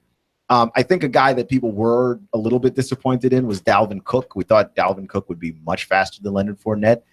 He was slower than Leonard Fournette. Which, like, the thing with Dalvin Cook was that he was supposed to be like faster. He's not quite the bruiser. So I think people were a little bit, I think they were a little bit disappointed with Dalvin Cook. But again, this is just one of those overthinking things where we use the combine to overthink what we've seen, which you watch Florida State play all year. There's nothing to overthink here. Dalvin Cook is an incredibly talented, incredibly versatile back, is not a bad pass blocker, and everything else. Like, what else are we looking past? Now, a guy that really impressed me is Christian McCaffrey. And I did make fun of Christian McCaffrey a little bit, because Christian McCaffrey sort of, anything that Leonard Fournette did, Christian McCaffrey also did, right? So Leonard Fournette said, you know what, I'm not playing in a bowl game. Christian McCaffrey's like, yeah, I'm not playing in a bowl game. Leonard Fournette sort of issues a statement to LSU saying goodbye and thanks for everything. And then Christian McCaffrey does it like a few days later. And it just seemed weird that, like, everything that Leonard Fournette did, Christian McCaffrey would do a few years later, as though Christian McCaffrey were on the same level of Leonard Fournette. And he is. He absolutely is. Not in the same way. Like, Christian McCaffrey is not going to slam through an entire defense. That's not his style. But what you can do with Christian McCaffrey perfectly translates to the NFL. When you have a guy who is incredibly fast, he's got great hands, he's a decent blocker, and he's a good route runner. He's very aware of himself in space. Like, a lot of the things that I saw in Christian McCaffrey are all things that I like about Devontae Freeman when I watched the Atlanta Falcons play. It's a very difficult thing to defend in today's NFL. A running back that is multifaceted, a running back that's got a lot of different blades in his Swiss Army knife. That is something that is hard to stop. And that's the reason why we've seen this sort of resurgence of the running back, because there was a time we wouldn't be paying this much attention to Leonard Fournette and a Christian McCaffrey and a Dalvin Cook. But you kind of have to. Right? Like even an Alvin Kamara that showed up and had a really good day. You've got to pay attention to these guys because the running back position is making a comeback. It's changing. It's not going to be the same as it was, but you've got to be able to have a versatile running back if your quarterback is going to check down or to spread out defenses, to make them be wrong in the personnel that they have out on the field because, you had a running back in the backfield and all of a sudden you flexed them out to wide receiver and maybe you went from having 3 wide receivers to 4 wide receivers and an empty backfield. And you've just changed the landscape of what it was that just happened on field, right? Like that's something that is very, very important. And we're starting to see the NFL sort of circle back around to that, where we thought the running back position was kind of dead because running backs don't last forever. Compared to other players and positions on the field, the running back position has like the shortest lifespan. And then on top of that, the league was opening itself up more to passing. Well, you've gotten your running back more involved in that part of the game, which makes even his running more dangerous. Right? Clutch with Keon Rose on AM 1240 at NoogaRadio.com. Now, when I looked at some of these running backs, I thought like there's nightmare scenarios. Like certain guys go to certain teams and that's a nightmare for the rest of the league, right? Leonard Fournette, if Leonard Fournette were to somehow find himself with the Carolina Panthers, that is a nightmare scenario for all parties involved in the NFL. Because the one thing that Cam Newton needs to be successful is a running back beside him that can make you pay for overcompensating on his athletic abilities. And Leonard Fournette is the perfect guy to do that and could be available for the Carolina Panthers to draft the way that this draft is shaking out and the amount of teams that need defense. The amount of teams that need defensive players at every level and how rich this draft is in defense. We might find ourselves with some running backs that are not necessarily drafted where they're as highly rated. And Leonard Fournette could find himself falling in Carolina. And if Carolina were to somehow have a Leonard Fournette, that is a nightmare scenario for everybody. Dalvin Cook is a nightmare scenario if he were to go to the Tampa Bay Buccaneers. And I'm starting to realize like a lot of NFC South is happening here, but like not on purpose, but kind of on purpose. Dalvin Cook is a perfect running back for the Buccaneers system. I think they're starting to move away from Doug Martin. Doug, don't call me the muscle hamster, Martin. They're starting to move away from that and move probably a little bit more towards a guy that's a little bit more of a threat out in space, which Dalvin Cook certainly is. As opposed to the way that Doug Martin sort of played, like, between the tackles. And could he beat you in space? He could, but that was not necessarily the meat and potatoes of his game. Dalvin Cook certainly gives you that. And also he gives you that familiarity with Jameis Winston. So like there's not a chemistry problem here. There's not a ton of time, you spend adjusting with Jameis. And I think Dalvin Cook is a more talented pass catcher than Doug Martin is as well. Like certainly an upgrade. That to me is also a potential nightmare scenario that could happen. And like if you're Atlanta, this is something you probably want to pay attention to because this affects directly your ability to try and make another Super Bowl run, to wash this bad taste of what ended up happening in Super Bowl 51 out of your mouth. That's where you ultimately want to go. And you've got these obstacles possibly standing in your way if Carolina and Tampa Bay get to draft certain things. And then, of course, the team that everybody hates right now, and everybody kind of everybody hated them before. We just hate them more now. The New England Patriots. If the Patriots were to somehow draft Christian McCaffrey, I would be in all levels of upset because I feel like he fits what the Patriots do perfectly. He is a Patriot in design and build entirely. He's speedy. He's got great hands. It's possibly less important that he's white, but I'm sure plays some part into it as well. He's a Patriot player. He's like a prototypical Bill Belichick found you somewhere kind of guy. And I'm not necessarily looking forward to a combination that involves all of that. And I hope anybody gets Christian McCaffrey, but then them. Because that fits where their game has been evolving to as Tom Brady has been less and less accurate. The further downfield he throws, the Patriots have sort of tinkered their offense and tinkered their roster to match where Tom Brady's strengths are now, which I think is just incredibly intelligent. And Christian McCaffrey fits into that design, and he fits into that build in a way that is truly, truly horrifying. And yeah, if they were to get him, he would immediately sort of fit into that whole Patriot way thing that we always talk about. And then I don't know who's supposed to beat them next year because that is an upgrade somehow. Like it's a team that did not need to upgrade. And you could argue they were the best team in the league last year and continue to be the best team in the league. At some point would get Rob Gronkowski back from injury. So that would already be like a built-in inherent upgrade in their team. And then somehow compound that with a running back that plays like a wide receiver, giving them their own version of a Devontae Freeman. Yeah, that's not fair, and that doesn't even seem fun. That would be ridiculous. And that to me, that's the most nightmare of nightmare scenarios that I can imagine.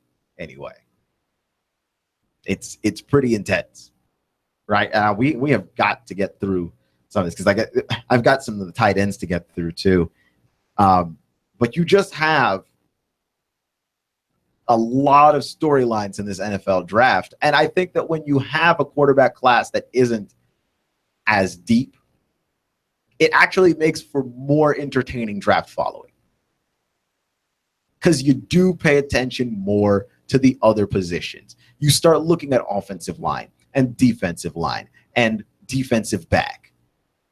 You start looking at all of these things and going, wow, there is truly a lot of talent out here if you are a team in desperate need of certain things. Like if you are a team and you are in desperate need of a wide receiver, those are out there, right? If you are a team in desperate need of a running back, those are out there. If you're in desperate need of a quarterback to come in and start right away, you're kind of out of luck. But if you're in need of a quarterback and you don't mind waiting a year or two for the guy to develop,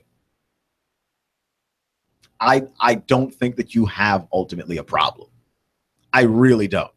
Because I certainly could see Trubisky and Watson and Kaiser and Mahomes all being, at some point in their NFL careers, really good quarterbacks if they get the opportunity to develop. Like, there's no reason to believe that they won't. Now, coming up later in the show is the parting cheap shot. And this one is going to be great because this one has already been this guy's already been on the parting cheap shot. But he continues to say more things. And, of course, the more things that you say, the more you earn yourself that spot. Now, it's not Phil Jackson because Phil Jackson's already done it. Phil Jackson has been our only repeat winner of the parting cheap shot where we find somebody in the world of sports who possibly has been ranging anywhere from annoying to despicable and brand them with a cheap shot at the end of the show. And this guy, he's got more stuff to say. It never ends with him. So I'm interested in seeing how this goes. I truly am. And I've got an interesting story on the Golden State Warriors and the New York Knicks, which is, I did not expect there to be an interesting story out of that game. And there truly is one. And it has some interesting NBA ramifications that I'm not sure everyone has entirely thought of either. Clutch with Keon Rose on AM 1240 and NoogaRadio.com. That I think is interesting about the world of sports is how big brands play a part in everything. And one of the bigger brands in all of sports is the 4-letter network. If I say 4-letter network and I'm saying sports, you could figure out pretty much who it is, right? And they are laying off a number of talent. And to me, I just find that very interesting because that is something where it's like, who is bigger? The brand or the talent involved in the brand? Do you tune in to watch a specific person, or is it just, hey, I'm tuning in the morning and I'm watching the 4-letter network? So we'll talk about that a little bit later on in the show as well. Clutch with Keon Rose and 1240 at NoogaRadio.com.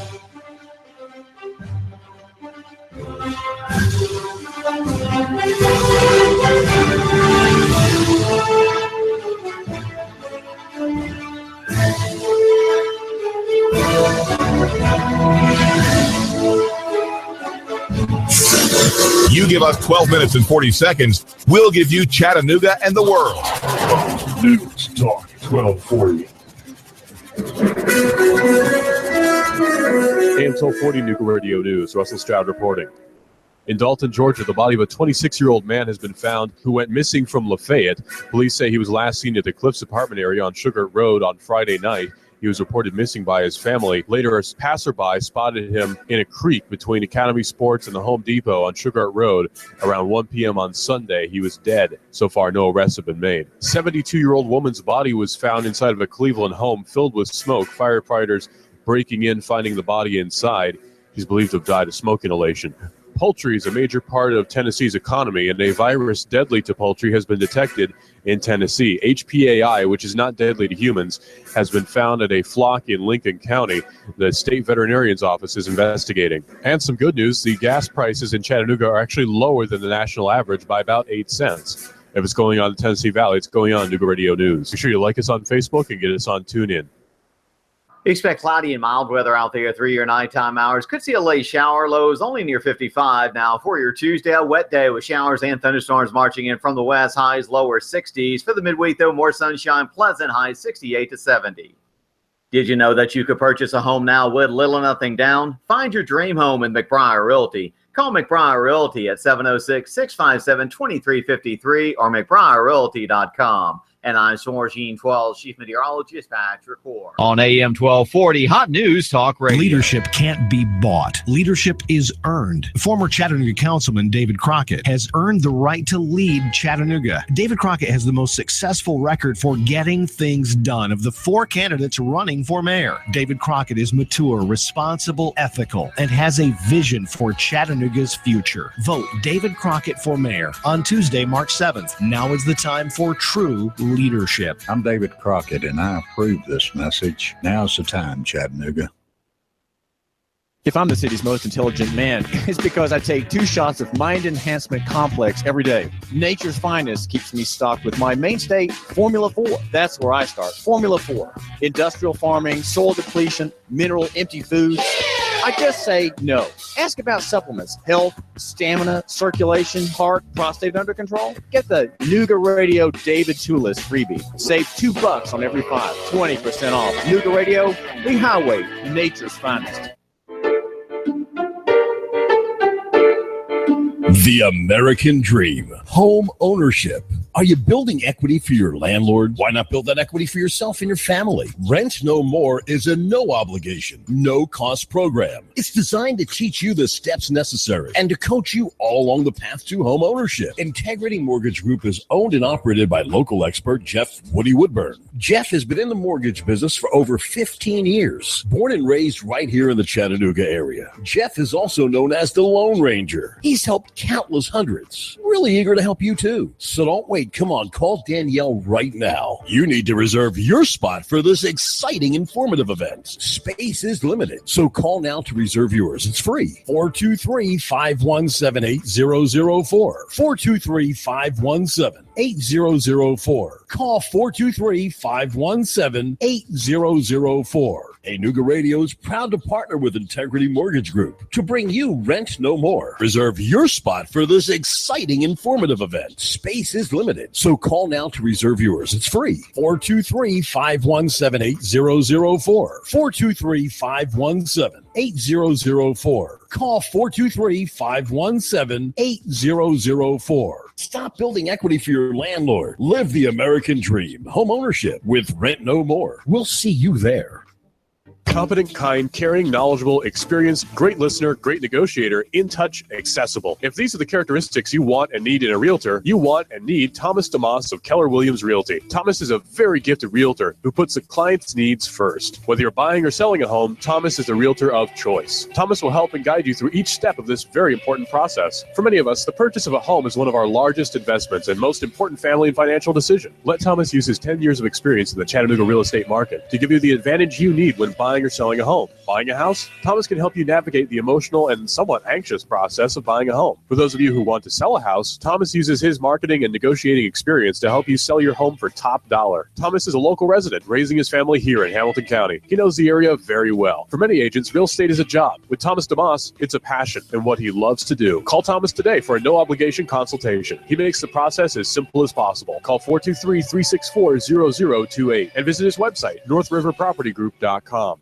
There's a reason why Alliance Physical Therapy is a choice of professionals and those who care about first-class, top-notch service and treatment. Because at Alliance Physical Therapy of Chattanooga, we don't just treat the symptoms in your body. Whether you're suffering from stiffness, muscle spasms, back pain, chronic headaches every day, stress of life demanding more and more of you, Alliance Physical Therapy takes a holistic approach to healing mind, body, and soul. Alliance Physical Therapy with a location near you and 9 others in the Chattanooga area. If you don't have a doctor or if your physician's plan for chronic pain is not working, Alliance Physical Therapy will help. Visit Alliance Physical Therapy on the web at nopainpt.com. That's nopainpt.com. Alliance Physical Therapy.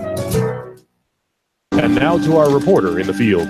We asked Ray at Ray's Plumbing what's important for homeowners to know. Some field line systems can cost upwards of $10,000. The bottom line is to save yourself money down the road. I would definitely recommend everybody with a septic that is not on county or city sewer to have an inspection done by a qualified professional. It'd be great if nobody did inspections on them for all plumbing companies. That's what we do to make a living. Not to scare anyone, but it should be in the back of your mind. The danger is the field lines failing and costing thousands upon thousands of dollars and tearing your yard up. By preventative maintenance, you're saving yourself a large headache that may displace yourself and your family. That happens more often than you think. The waste is designed to stay in the tank, and that waste will build up over time. Even with treatment, we have to help that waste break down. Ultimately, preventative maintenance is the key that will keep you from spending $5,000 to $10,000 on replacing your septic system. The bottom line is to save yourself money down the road. Call Ray at Ray's Plumbing, 421-6341, 421-6341. You give us 12 minutes and 40 seconds, we'll give you Chattanooga and the world. News Talk 1240.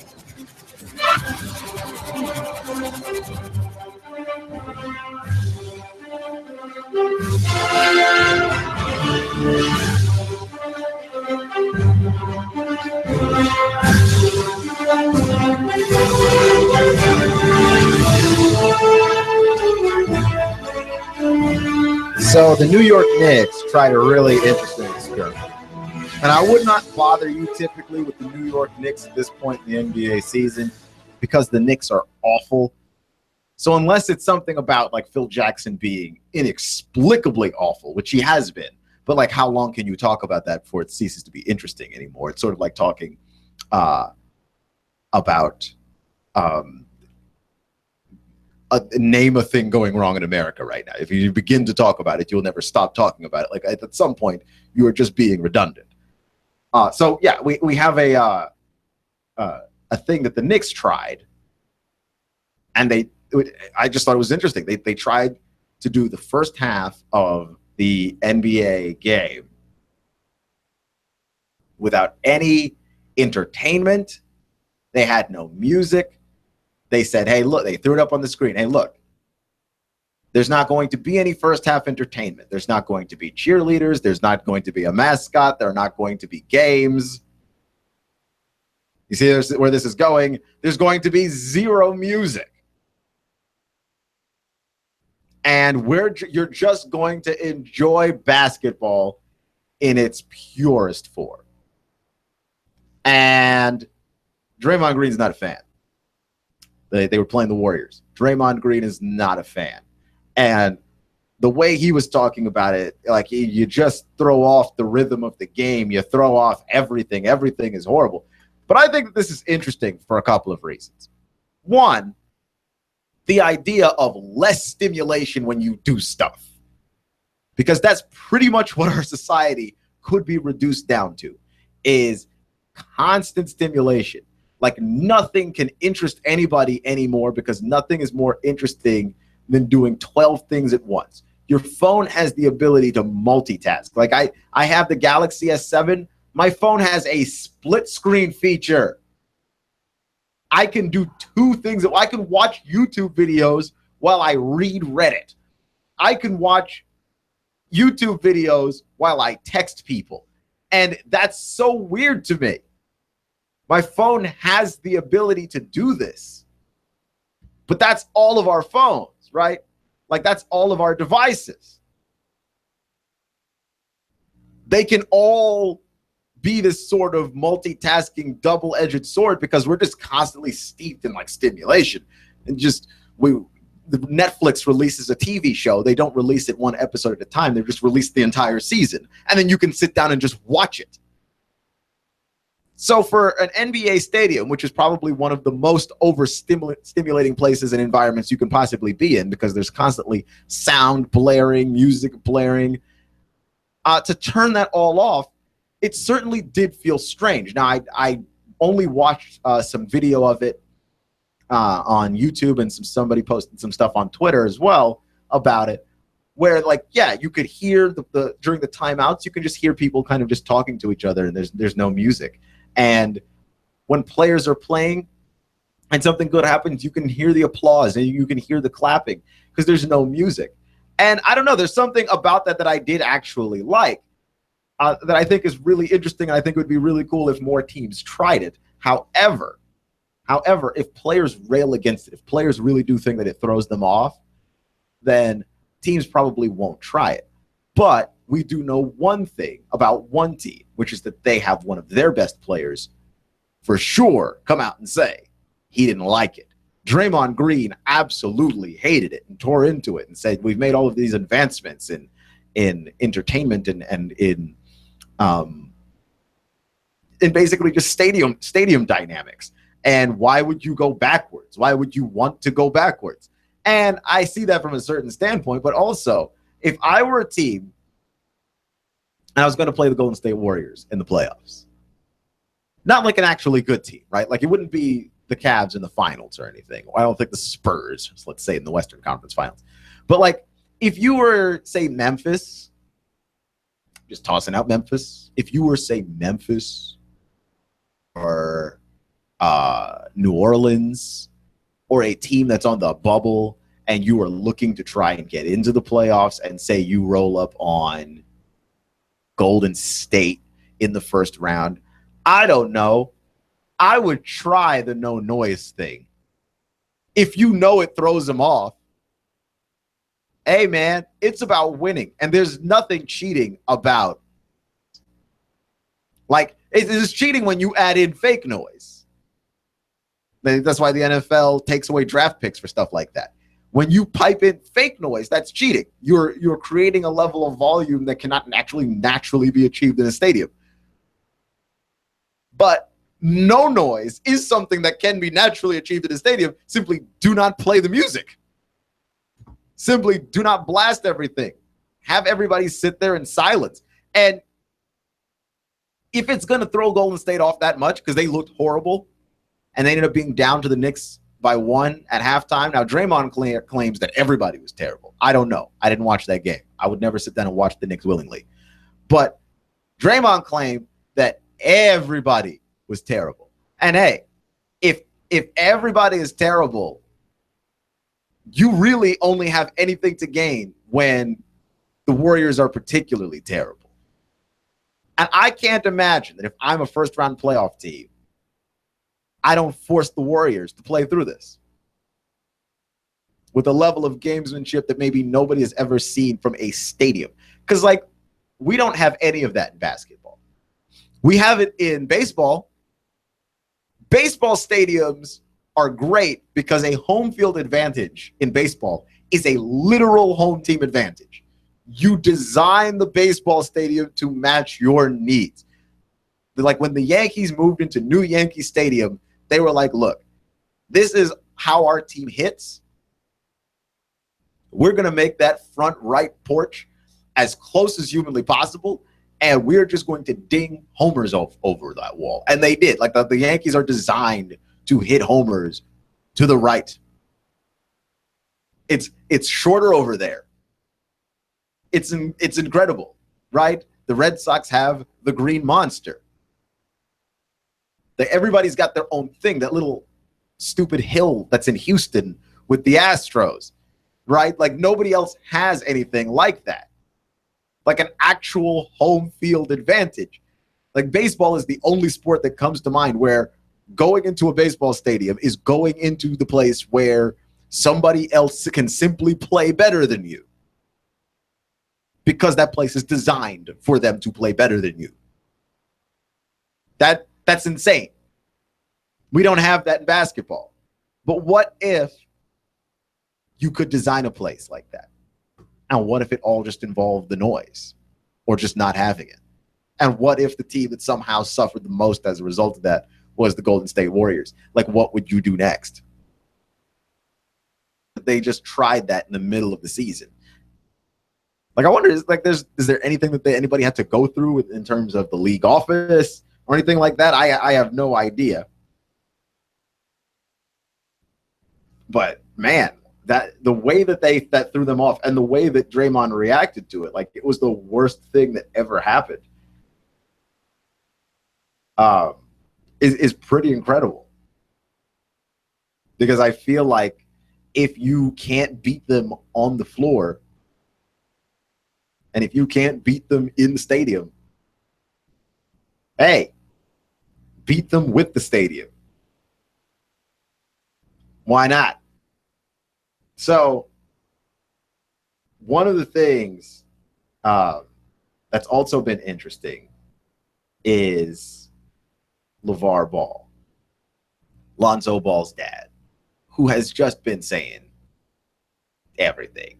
Like the man is hell-bent on starting his own brand and having his son sort of featured in his own brand. And look, I don't have a problem with LeVar Ball doing this. But there is a certain level of LeVar Ball is trying to live his life with his son's life.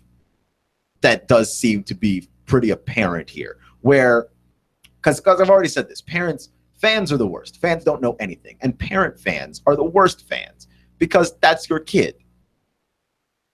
Right?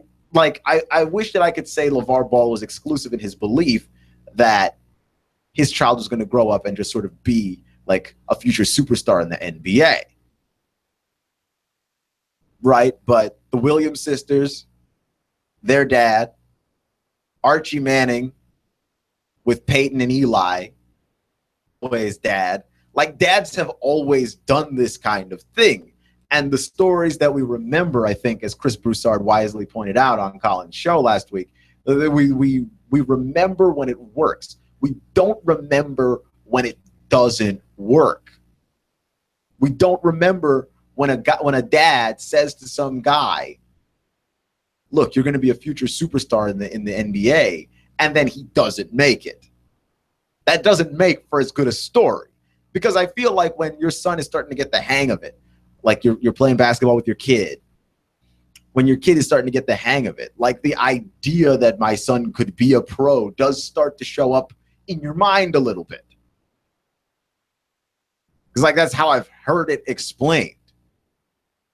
That's how I've heard people talk about it. where it's like, oh, no, my son, he's strong. Your son is 6. He's strong for a 6-year-old. That doesn't mean that he's got a future in the NFL. That doesn't mean that he's got a future with Nick Saban. Like, your son is 6. But that's how parents think. Like, you can't help but think, like, more highly of your own child. And so, like, LeVar Ball doing this, like, there is some level of that, which is admirable, that you think very highly of your child. And look, your son is one of the best players in college basketball, will probably be the number 1 overall pick in the NBA draft, et cetera, et cetera, et cetera. It's looking good for you right now. But this sort of idea that you're going to be all in his life and sort of he's going to be the face of your brand and you're telling him like what shoe deals he's going to be taking, and you're going to Adidas and you're going to Nike and saying, I want you all to be my distributors because that's how great I think my son can be. Smacks a little bit of you want to be considered great and you want to be all inside of this. Because it's unsettling when a person's parent is that much involved in their life. And I do think it is off-putting to GMs and scouts. I do. Imagine for a minute, and maybe some of you have lived this. I have not lived this, but I can imagine it, and it sounds horrifying. Imagine that you were dating somebody, but like every dating decision that they made, their parents actually made it for them. Like every dating decision, like their dad came on the first date to try and see if you were a good guy. Right? And this is not like high school, I came to pick you up for like prom. Like this is, you're an adult now. And Lonzo Ball is an adult. Right? He's in college. He's old enough to vote. He's old enough to go to war. He's old enough to smoke. Not that he should, but he's old enough to choose all of these things. That man is an adult. And his adult father is saying so many things, so many alarming things on his behalf, that there is no way that is not, at least not somewhat unsettling. Right? Like that is at least a little bit unsettling. And I think incredibly unhealthy, which is like one of the things that like competition breeds in people, and especially in parents, that the most rational person you know, their child is off to play soccer somewhere and they are shouting down a referee. The most rational person you know. Right? Like that's typically how this thing goes. When your kid is involved, suddenly you don't have the ability to rationalize and reason any longer. And for some people, this turns them into super intrusive, highly controlling parents in a way that makes little to no sense. Clutch with Keon Rose on AM 1240 and Noogaradio.com. So quick bit of news, because I heard a report, and everybody does this because it's a thing to do. It's not, people talk about this being exclusive to the NBA. Guys get free, you're getting older in your career, and you want to go to where you can win a ring. So you go to Miami with all your friends. You go to Golden State off an NBA Finals appearance and beating you 3-1. Because you want a chance to win. You're LaMarcus Aldridge, you go down to San Antonio to try and give yourself a chance to win. Right? The way that you're designed for that, right? So we act like basketball is the only place where this happens. But it isn't. It is not even close to being the only place where this happens. In the NFL, it happens all the time. And probably the reason why we don't notice it as much is because there's only one team that is that team. Right? Like you don't have multiple teams because players can't join together and form super teams in the NFL. The contracts simply do not allow it. And also the league simply doesn't allow it. Like in terms of the way that it's designed, it's about the team. It's about the league. It's not about you. Right? But still, the Patriots are that. The Patriots are the place you go to try and go and get a ring if you can. And the Patriots have been this for a while. because it happened. The Patriots were able to acquire Randy Moss. And you're Randy Moss. You're cool with this because you're trying to get a ring. Darrelle Revis wins a ring with the New England Patriots on a 1-year deal and then leaves because he was trying to get a ring, and he's got it. It's in his legacy now. You can't take the ring away. Oh, well, you just won the ring because you were with the Patriots. So what? Right? Chris Long, Howie Long's son. 1-year deal with the Pats, wins a ring, and he's trying to leave the Patriots. And he was cited as saying, so he can get back to doing what he does, to playing how he plays. When you play with the Patriots, there's an understanding you no longer play the way that you used to play. You play, and it's a cliche by now, but it is a fact as well. You play the Patriot way. You play the Patriot way. And so we've got some interesting news. There's a rumor that, Adrian Peterson is interested in taking a Patriots-friendly contract for the opportunity to play with the Patriots and possibly win a ring. Now, sure, is Adrian Peterson what he used to be? No, but he's far from washed up and gone. And also, the Patriots were able to get production out of LeGarrette Blount. LeGarrette Blount, who is essentially a much more limited Adrian Peterson. He's athletic, he's physical, he's strong, but he's not freakishly fast. And he really can't break off the runs and really scare you moving downfield the way that Adrian Peterson can scare you moving downfield. Adrian Peterson moving downfield is flat out horrifying. Even at his age now, when he is able to remain healthy, that's one of the scariest things in sports. Like, I was just talking about nightmare scenarios and failed to mention a potential nightmare scenario that, yes, it's an aging Adrian Peterson, but it is still Adrian Peterson. And he hasn't hit that running back wall yet where he's completely, like, all the way gone. He's only mostly gone. And for the purposes of Bill Belichick and the New England Patriots, that's fine. Like, they were never going to look at Adrian Peterson to be the dude to carry the team, were Adrian Peterson to be a Patriot. That's not the thing that they would ever ask him to do. They don't need you for that. But you have a team that can't defend the run.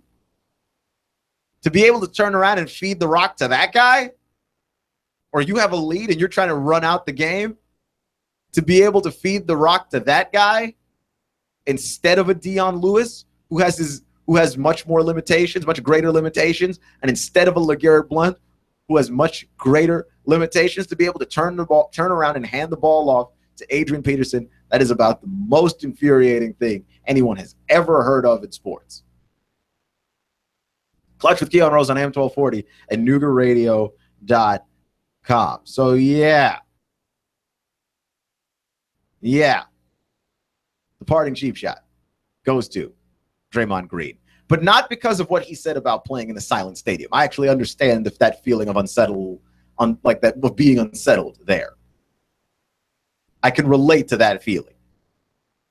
But the fact that Draymond Green has a podcast, and Richard Jefferson too, I'm throwing him in on this. And we've got a couple of NBA players with a podcast, and they're podcasting during the NBA season. And I don't know, man. There's just something really goofy about Draymond Green and Richard Jefferson having rivaling podcasts that makes no sense to me. So I'm about to slap them both with the parting cheap shot because it's just silly. It makes no sense. And I don't know necessarily that these are like great podcasts either. When you've got a podcast that Richard Jefferson is making on which Kyrie Irving is sitting there proclaiming that the earth is flat. Like, I just don't know where we head to. Clutch with Keon Rose on AM 1240 or NoogaRadio.com. It is fascinating. I just think it's silly. Remember, it's not how you start, it's how you finish. Stay clutch, and I'll see you in 24 hours. Truex Jr. is off the pace, and he is headed to the pit lane. Elliott powers around the outside. Michael McDowell pops the right front tire. Here's Martin Truex to the bottom. Blaney walked him off too. Meanwhile, Chase Elliott went 4 wide on the back straightaway. They're side by side for the lead. Hear it live on Chattanooga's official NASCAR radio station. Fox News Talk 1240. The voice of NASCAR. Shane Wilson makes music to get your house sold. Get traffic to your house. Get calls. Strum up a bit of demand. One offer, just one. If it's right, it's all you need. We riff you through the usual tedium. Pre-qualified? Financing? We help you get it all together. $. Here's a symbol we like. Shane Wilson with RE/MAX Select Realty. Your real estate rock star. PickShane.com. 635-7779. What kind of name is Herb Garanti? Anyway, Herb builds storage sheds. He's an Apison. You can call it. His sheds are cheaper than other people's. And the surprise is, when you go and look at them online or in person, they're sturdier than the other guys. Local economy at its best. Not shipped in from a factory in Minnesota or somewhere. Herb delivers. He'll set it up for free. Up to 12 by 24. Starting at $900. Blue, green, yellow, you name it. Pick a metal or shingle roof, and metal corners are standard. Make a Herb's Yard Barn bump resistant. The skids underneath, not 4x4, but 4x6, 6x6. On top of that, inside, extra beams for sturdier construction. Apison 503-3741. Apison 503-3741. On the keyboard, herbsyardbarns.com. herbsyardbarns.com. Cash, cash, cash, and more cash. Rick Davis has the cash when you sell gold, silver, diamonds, rings, and jewelry. Sell Rick your precious metals today and lock in your price. Hey, Rick Davis will trade your cash for shiny, brilliant, and heavy gold. Gold cheaper now by $100 an ounce. Join the Rick Davis Silver Bonanza too. Prices so low, the Lone Ranger is bound to gallop in, Kimosabe. Hey-ho, silver, away! The markets are changing, so buy now. Cash, cash, cash, and more cash for your silver and gold, gold, gold. Think Rick of markets Davis, falling so 5301 rapidly that Brady there are no Road. buyers. When the debt bubble pops, that's what'll happen. The good people, as I call them, will tumble down into their own trap. Join me, David Tulis, each weekday at 9. Together, let's consider solutions to national breakdown. Where do you fit in? Can you preserve capital? Increase it even among family members and small businesses here in Chattanooga. 9 o'clock, David Tulis, News Talk Radio. Can we wring opportunity from calamity? Will Chattanoogans prosper amid the death of centralization and its legacy system with its Yankee presidents, 1040 forms, foreign wars, death mills, soul-killing schools, and its grinding the poor court systems? Nooga centrists such as I say yes. We say near is better than far, small better than big, personal than corporate, physical than abstract. Could these claims possibly be true? Are they seeds for future plantings and harvests? Let's find out. David Tulis, 9 weekdays. I'm blowing everything up. We're starting over. I'm doing a new show. I want guys who push it to the middle of the table and go over the top. Take a risk, fail miserably. I'm right, and I'm not wrong, and I'll never back down. Conflict works. Allow it. It's The Herd with Colin Cowherd. Right here and everywhere. Noon Eastern. You give us 12 minutes and 40 seconds, we'll give you Chattanooga and the world. News Talk 1240. Compass Media Network's coverage of the NFL. Hi, this is Jerry Recco. Join Kevin Ray, Danny White, and myself for all the action.